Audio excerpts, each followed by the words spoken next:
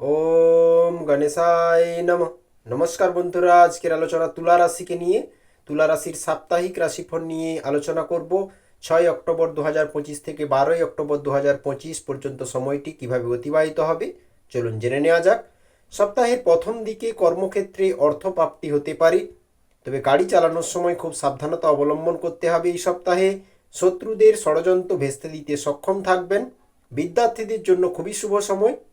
রাস্তাঘাটে একটু সাবধান থাকুন। চাকরির স্থানে কাজের চাপ বাড়বে যারা চাকরি করেন।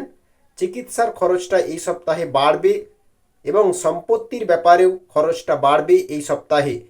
দাম্পত্য কলহে মানসিক চাপ বাড়তে পারে, তাই দাম্পত্য জীবনে আন্ডারস্ট্যান্ডিং বজায় রাখুন এই সপ্তাহে। গুরুদেবের সঙ্গে থাকায় বা গুরুদেবের পরামর্শ পাওয়ায় শান্তি মিলবে। বাড়িতে অতিরিক্ত খরচের জন্য সঞ্চয়টা এই সপ্তাহে কম হবে। বিলাসিতার জন্য খরচ বাড়বে এই সপ্তাহে। ব্যবসায় বিনিয়োগ করতে পারেন, ভালো লাভের যোগ রয়েছে। পেটের সমস্যা তবে বাড়বে এই সপ্তাহে।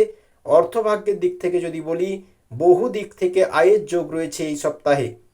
পারিবারিক দিক থেকে পরিবারে অশান্তি লেগে থাকতে পারে অর্থ নিয়ে বা কোনো না কোনো ইস্যু নিয়ে, তাই পারিবারিক স্থিতিতেও আপনাকে ধ্যান রাখতে হবে, ভারসাম্য রক্ষা করতে হবে। সম্পর্কের দিক থেকে যদি বলি, সপ্তাহের প্রথম দিকে বাইরের লোকের সঙ্গে সম্পর্ক ভালো থাকবে না। ওভারঅল সম্পর্ক ক্ষেত্র 45% অনুকূল, তাই সম্পর্ক খাতেও আপনাকে নজর রাখতে হবে, ফোকাস থাকতে হবে এবং ধৈর্য ধরে প্রত্যেক সম্পর্ককে ব্যালেন্স করতে হবে। সেটা আত্মীয়তা হোক, কোনো বন্ধুত্ব হোক বা আপনার প্রিয়জনই হোক না কেন। পেশাগত ক্ষেত্রে জীবিকার ব্যাপারে গুরুজনের সাহায্য নিতে হতে পারে। পেশাগত ক্ষেত্র 50% অনুকূল থাকছে। বুঝে কাজ করুন, ধৈর্য রেখে কাজ করুন, পরিকল্পনা অনুযায়ী চলুন। শুভ সংখ্যা থাকছে 37, 3, 7।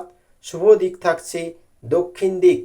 আপনি যদি তুলা রাশির মানুষ হন, অবশ্যই চ্যানেলে নতুন হলে সাবস্ক্রাইব করে পাশে থাকবেন। আপনাদের 2026 সালের ভিডিও অলরেডি আপলোড করেছি, দেখতে পারেন। তো বন্ধুরা, অবশ্যই শিবলিঙ্গের আরাধনা করে দিনটি শুরু করুন। ওম নমঃ শিবায়।